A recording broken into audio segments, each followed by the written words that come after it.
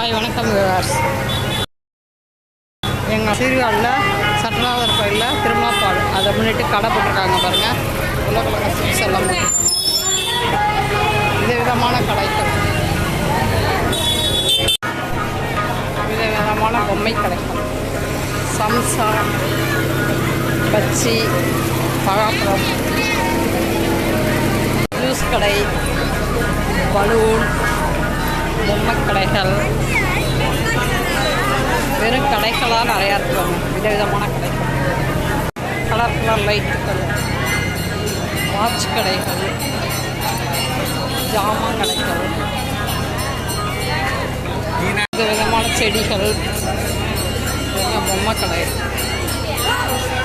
எவ்வளோ கூட்டம்!